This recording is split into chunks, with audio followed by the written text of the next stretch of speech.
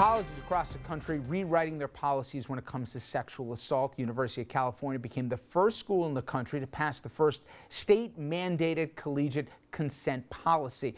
Basically, it requires both parties to get an unambiguous, clear, affirmative consent in sexual interactions. Florida State University dealing obviously with a high-profile sexual assault case involving one of the school's football players, Heisman Trophy winning quarterback Jameis Winston. We all know the story, accused of rape. However, university officials stopped looking at allegations because the athlete said, in fact, the sex was consensual.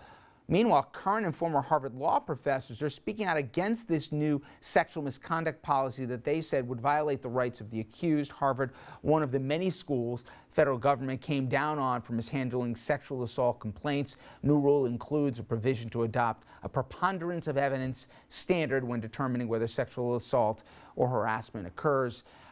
There's a lot to this. Obviously, Syracuse University, proud alum there to your left, but it's the university, a huge part of your city, a big part of your identity.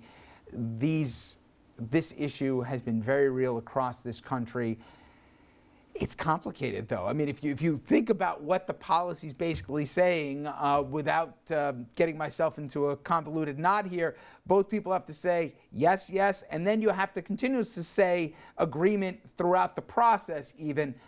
Practical or impractical, is this where we think we're going to be going on college campuses? Well, I think that, the whole topic of sex is complicated. But what you're seeing here is a real push towards, instead of talking about what was she wearing, how many sexual partners had she had before, was she loose, now we're talking about, look, this is a decision and an affirmative decision, and we should be focused on there are two people here. And this is a scourge. And those of us, I suppose all of us who have women in our lives, you start to realize how women on college campuses, they walk together as a group. They talk about sexual assault. They're aware of women who have been sexually assaulted. It is a common occurrence. And this is a way to sort of break that by having these kind of discussions and saying, that's not right, and we have to do something. Are these policies complicated because this is essentially something that you don't sign a contract for in most cases? Of course, but it's where the public dialogue is forcing it to go, and I think that that's a healthy thing. That is about the best explanation of that I've ever heard, and it makes perfect sense when you talk about it as a dynamic that needs to change and the way in which you get the change. The problem is, I hope that's being recorded because he's never said anything like that to me DVD before. Or anyone, by the way. there's a first time for everything. The problem it comes when it gets reduced to law or contract, and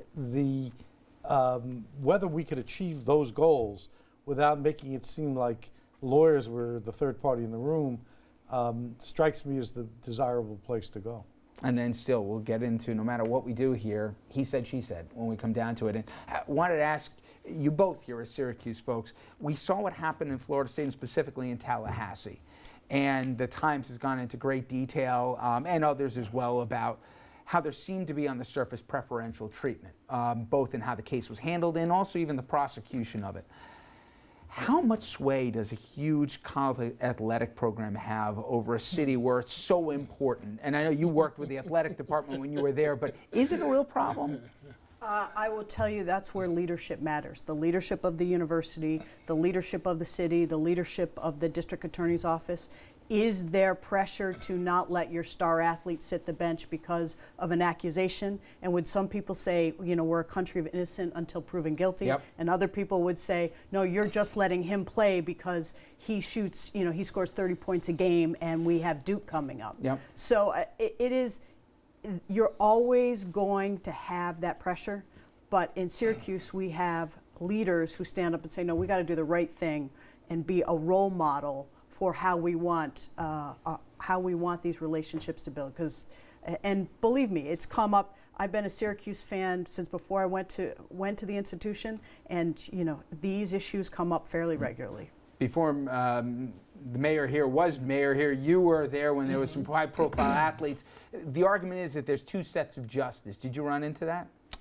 I don't know if there are two sets of justice, but there are two sets of rules. And I was as you know, a dorm director at South Campus, and And whenever there was an incident, I was responsible for the football players and the basketball players. And this is just to give you one example. I think there's one set of rules, as the mayor said. But whenever there was an incident, if I had to contact the police, first I had to call the coach of that team or the coach on duty.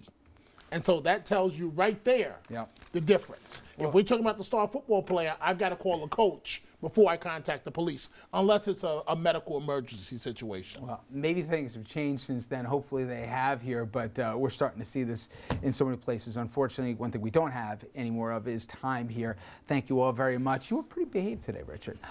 That'll have to change Don't get next used time. to it. Absolutely. Ms. Mayor, thank you very much. Thank you very much. When we come back, we're going to have a look at news making headlines in the Valley. Stay with us.